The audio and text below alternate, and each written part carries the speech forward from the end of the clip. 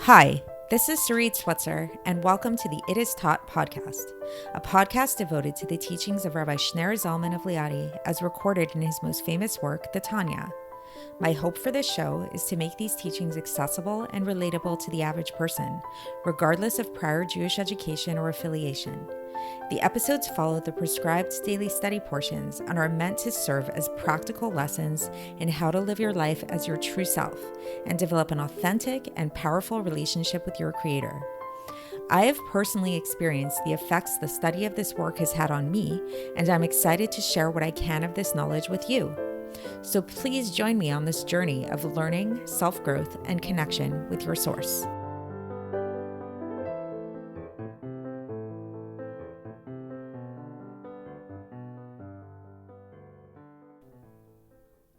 Hi, and welcome to the It Is Taught podcast. This is episode 692 for the 30th of Tishrei in a regular year. So today is day 1 of 2 of Rosh Chodesh Cheshvan. So happy Rosh Chodesh to all of you. I hope you have a great month ahead. And today we are going to be addressing the precept that it is important to speak the words out loud when you are praying or when you're learning Torah, to the point that a person has not fulfilled their obligation, at least in terms of certain aspects of their prayer, like the Shema and the blessing after the meals, or studying Torah, unless they've spoken these words out loud. So why is that? Like, why? Like if you're reading a book, like let's say, if you think about the last book that you read, did you say the words out loud when you were reading the book? Most likely no, right? But yet you retain the information. So, it got in you. So what's the difference? Why is it that when it comes to Torah study, when it comes to prayer, it's so important to say the words out loud? So the angle that the Alter Rebbe is going to take with this, which is really interesting, is actually keeping in mind everything that we've been learning so far about God and about the world, and specifically about God's speech, and specifically how it is that God speaks the world into existence. He didn't just think the world into existence, he actually spoke the world into existence and continues to speak the world into existence. And keeping that in mind, we're going to also keep in mind another principle, namely that we are created in the image of God. And we are actually mirror images of God. And I've spoken about this several times on the podcast, that this idea of like anthropomorphizing God, people have this understanding that the reason why we anthropomorphize God and talk about God in human terms is merely just for our own human understanding, to be able to grasp God in a way that makes sense to us. And while this is true on a certain level, a deeper reason for this anthropomorphization of God is actually that it's not an anthropomorphization of God at all. That's a really hard word to say a bunch of times, but rather it's that man is a sort of deification, if that makes sense, of him.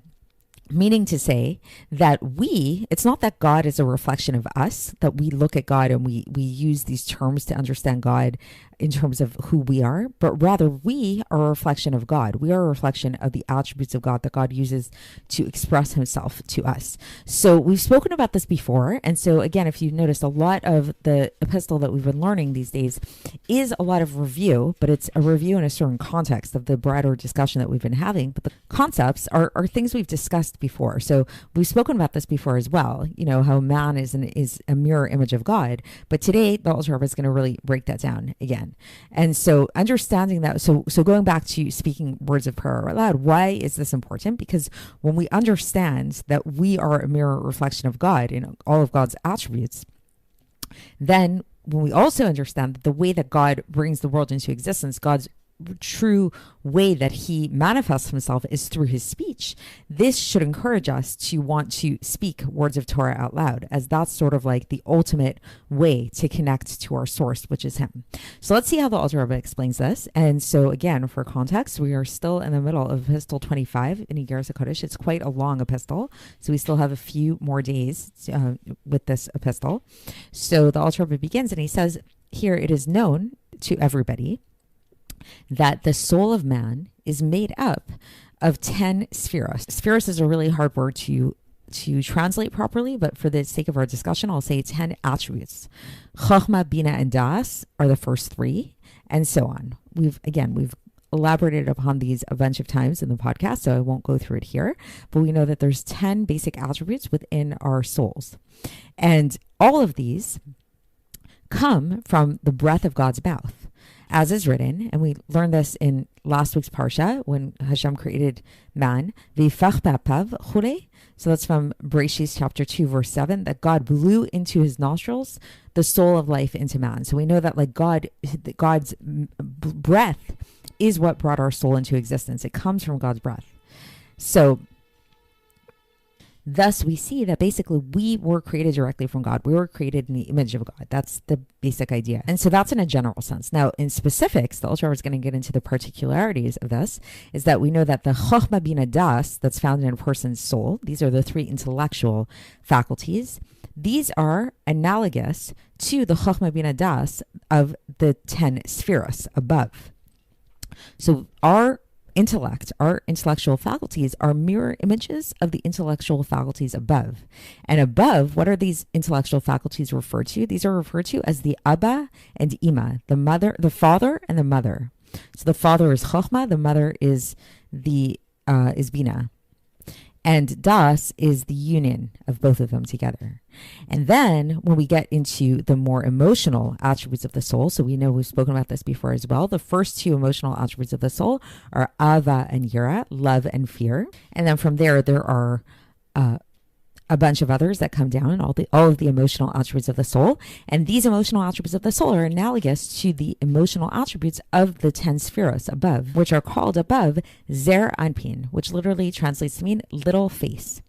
So this is giving you like a nice little overview of some Kabbalistic Hasidic concepts that could be useful for you to know. Like now, if you learn other Kabbalistic or Hasidic literature and you see that there's a reference to Av ve'em, father and mother, you know that this is referring to the Chochmah and Bina above, the supernal Chochmah and Bina.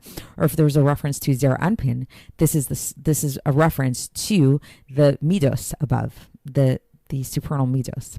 And then when we get to, so we've gone through the intellectual attributes, we went through the midos, the emotional attributes, of which there are 6 in total. And then we have the power of speech that a person has in their soul. And this is analogous to the speech above, the supernal speech, which is called Malchus and Shechina, as we've discussed, right? It's the attribute of sovereignty, Malchus and Shechina, the divine indwelling. And so thus, when we speak words of Torah, we are arousing the speech above, the supernal speech, to unify the Shekhinah.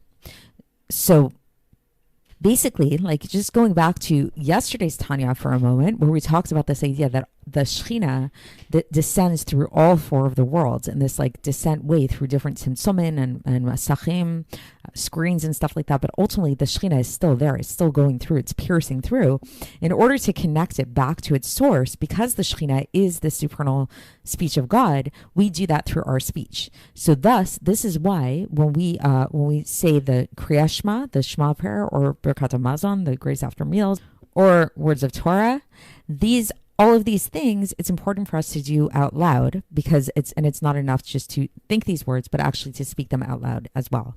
So that's it for today. Hopefully that gave you a little bit of insight into the mirror image of God, and we will continue along these lines tomorrow, and I'll speak to you then.